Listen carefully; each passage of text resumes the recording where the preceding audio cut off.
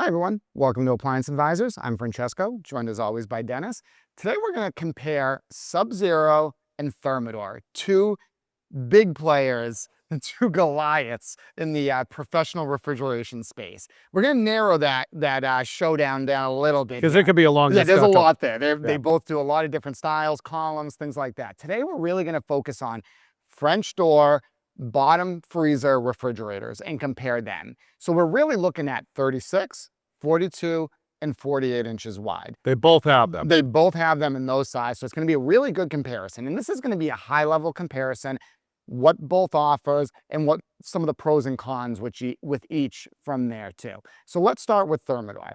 Thermador kind of revamped their entire built-in refrigerator lineup here over the last couple of years. So they do that French door style in a 36, a 42, and a 48. 36 inches and 42 are really identical, obviously, other than the width. How Thermador does it, you have two kind of doors up top for your refrigerator space, the French door that opens. They have a drawer underneath that is a refrigerator drawer, and then your freezer drawer underneath that. So 4 doors in general, 4 doors and drawers with Thermador in 36 and 42. 48 inches, the only difference there now you have 6 doors. So the way that they do it, 2 doors up top for your refrigerator, and then they have 4 square style drawers underneath that are a combination of refrigerator and freezer space. So a lot there, a lot of combinations that you can kind of do there. All Thermador French door refrigerators, really all Thermador refrigerators, have the compressor on the bottom. So just one note of difference between Sub-Zero.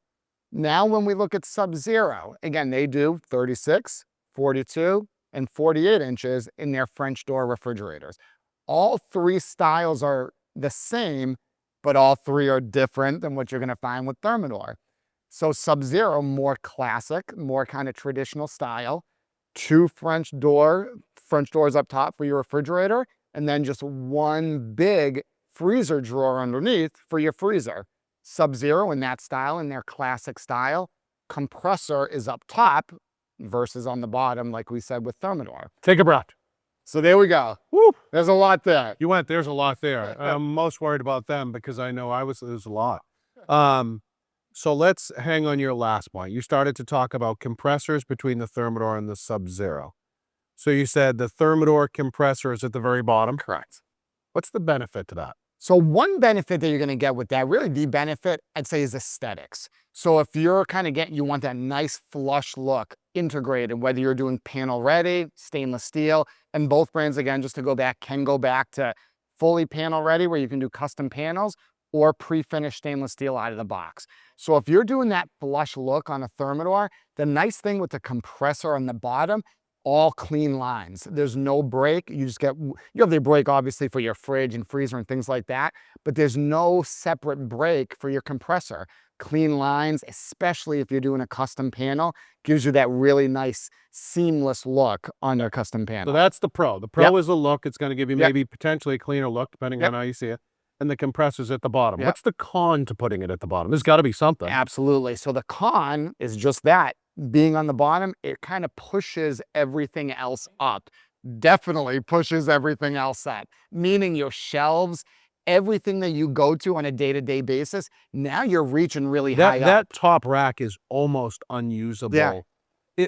Without seriously, some type of a stool or something. Correct. Even for someone like, and I'm 6'1". Absolutely. So Steve did a blog on this as well too before. Needs so many inches. And I think it was like 6'4" is what you really needed to be able to reach with ease that top rack with Thermador. And it's just something to consider there. Yeah, absolutely. Okay. Absolutely.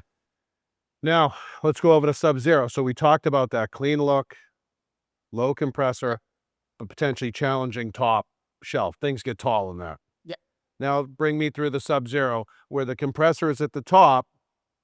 If it's at the top, the fridge must be at a more normal height, I guess you'd say. Absolutely. So it just does the opposite there, kind of pushes everything down a little bit. So now that top shelf in a Sub-Zero, really easy for most people. Yeah, really where you'd expect it on a normal refrigerator. So absolutely. But what's the con? There's got to be a con to that. So you definitely so the con could be the opposite of the Thermador again. If you're doing like a custom panel, there's definitely more that you need to do there. You have to have a separate panel for the compressor, separate panel for the door. So it's a little bit more breaks. And they require a little more reveal around the Correct. Not outside, pull the quite as cabinets clean. out a Yeah, little. So not quite as clean as you're Yeah. going to get with the Thermador when it comes to that. to your point, I think they both look great, but some people definitely want a more, not even modern, but transition, just super ultra Yeah. clean.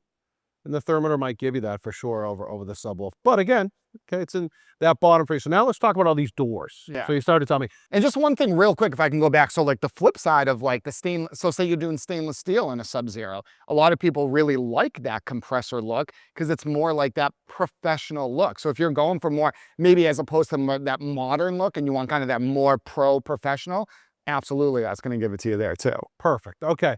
So now working our way down to the unit itself, drawers. Yeah.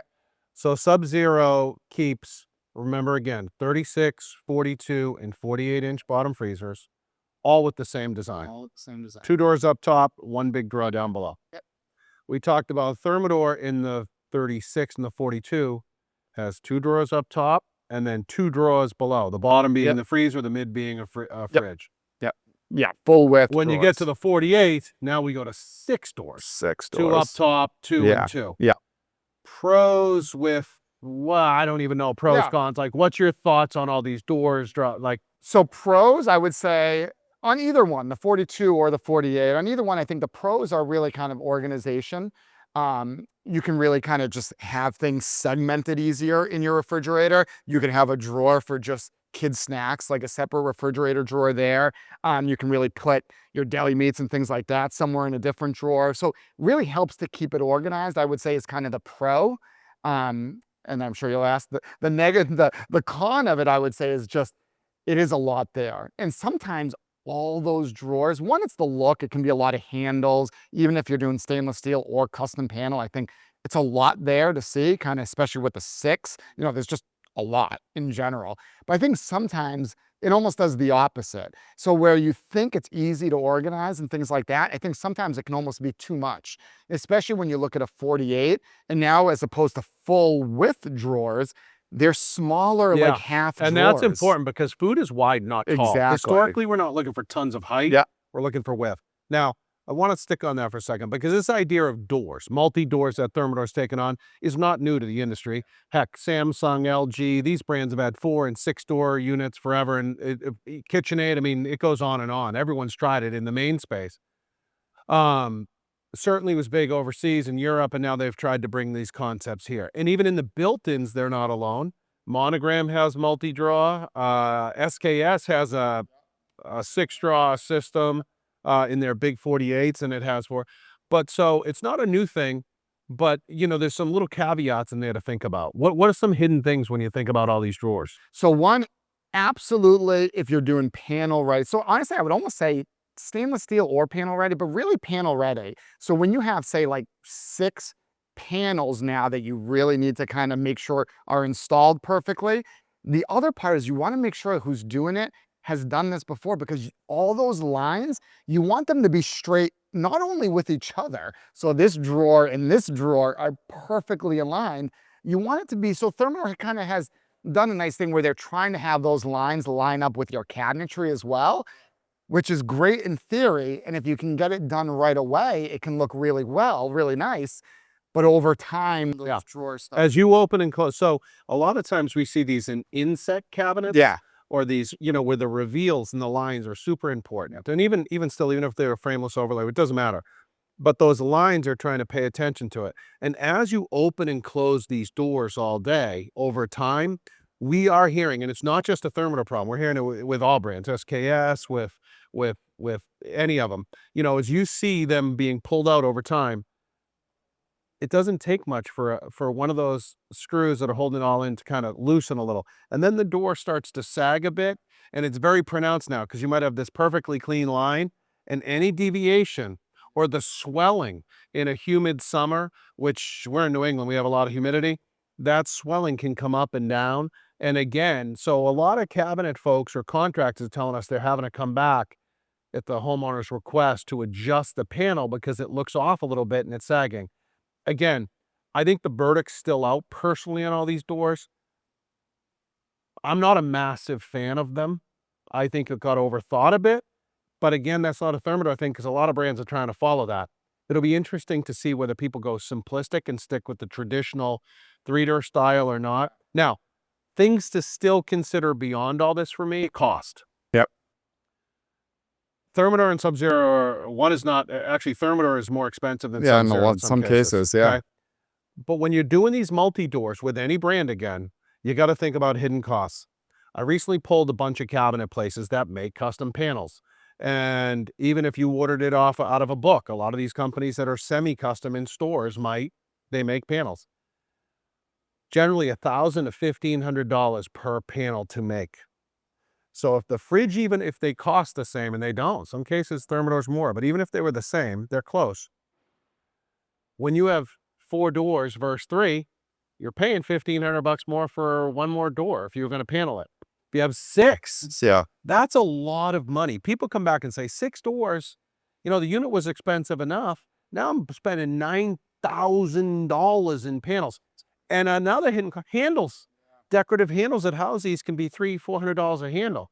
So you just want to think about all of that in addition to it. I'm not trying to talk anyone in and out of it, but it's just being informed. We're certainly still selling a lot of them. We're selling them within Monogram. We're selling them in Thermador. You're selling them with SKS.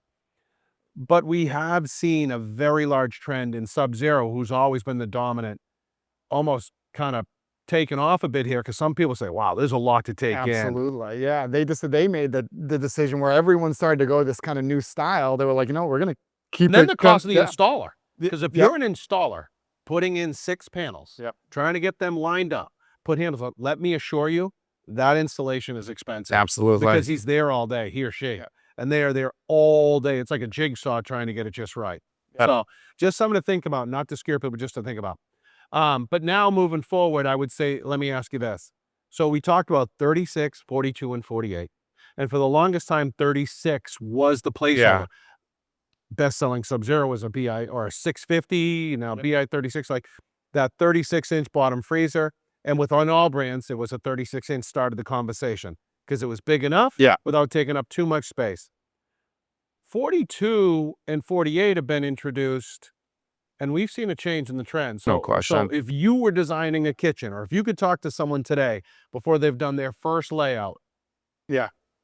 Well, what are the people buying them? What would you tell them to buy? I tell them, first off, 42 is the new 36. It is. Honestly, 42 inches. We use that phrase around here a lot. 42 is the new 36. It's such a small cost difference, really, between the two. It's almost negligible. The cost difference at the purchase between a Sub-Zero 36 and 42 is you're not buying one or the other based on the money. If you have the space, no question you'd want to. But it's only 6 inches. But that's why we have these things stacked up in rows, because we want you to be able to open them and stand back and look at them. Yeah. And I think wherever you are in the country, you really should do that, because 42 absolutely gives you way more space. Yeah, it doesn't sound like it, but it is a huge And then if you difference. could do 48, if you wanted to, again, I'm going to tell you that once you've spent the money to commit to that category, 36, 42, 48, again, you'd probably go as big as you could because the cost difference isn't substantial if you had all this room. But I think 42 is the right balance of width, organization, shelving, racking. It just, within any brand, Absolutely. I think 42 is the way to go. No question, bar none. 42 all day over a 36. If you can make it fit, no question. So I think that's a pretty good, high level comparison of the brands. And again, there's a lot more details and things like that on there, but we wanted to at least kind of run through the high level overview, the aesthetics, the sizing options, and really kind of some of the really key points to pay attention to that you might not be considering there too. So hope you got something out of that today. Thank you. And don't forget to follow us on social media for appliance tips and updates from Yale Appliance. Your feedback is what shapes our series. Like what you saw, give us a thumbs up, share it with your friends, and drop your thoughts in the comments below. We love hearing from you. Stay informed and inspired on all your appliance needs. This is Appliance Advisors signing off.